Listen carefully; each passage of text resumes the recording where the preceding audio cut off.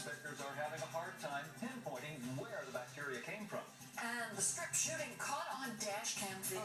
What it reveals about the crime that had a grand jury convinced that the right suspect was behind bars. Plus, a show based on former Sheriff Ralph Lamb's gets canceled. My Las Vegas won't be returning for a second season, and what will be taking its place?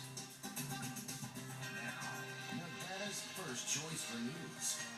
This is 8 News Now at 11.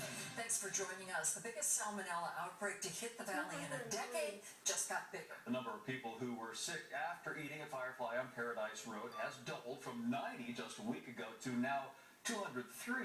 We've also learned that health inspectors are having a hard time tracking down where the salmonella came from. They've been working to find it since shutting down the restaurant 2 weeks ago. Inspectors found bugs near foods, employees preparing dishes with their bare hands, and food being stored at temperatures right for bacteria to grow, but so far, no one single menu item tested positive for salmonella seems to be the source. The firefly is also facing lawsuits from people across the country and even across the globe.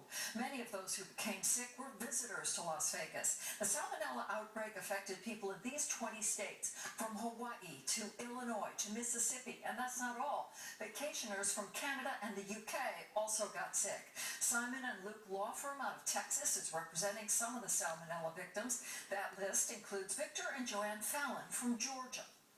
I kept running to the bathroom. It had to be 20 times a day. I had the chills. I was shaking.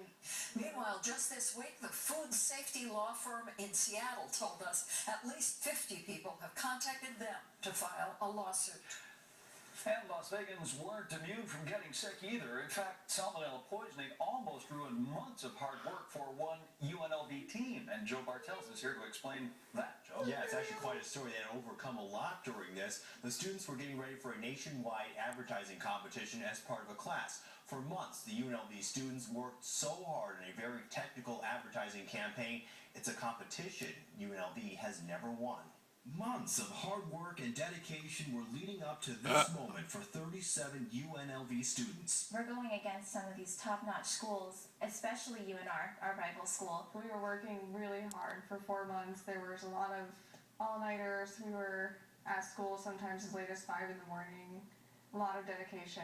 The group had just finished putting the final touches on their advertising campaign, and just days before their big competition in California, they decided to go to eat and celebrate at Firefly in Paradise. As they prepared to leave for California, at least 10 members, including 5 of the main presenters for the group, got really sick. We started experiencing the introductory symptoms, body aches, tingling, nausea, and we just thought we were maybe getting some kind of flu. By that morning of our presentation, that's when I probably would say it was probably peaking.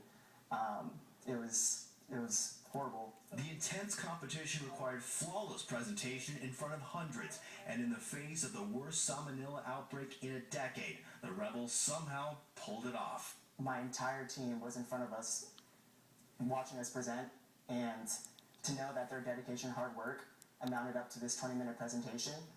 All the presenters took all that power and all their will, even though they were having all these symptoms, to go on with the presentation and show what UNLV was made out of. The Rebels took the top prize and are now headed to the national competition in Phoenix in a few weeks, but this time they'll probably skip going out to eat.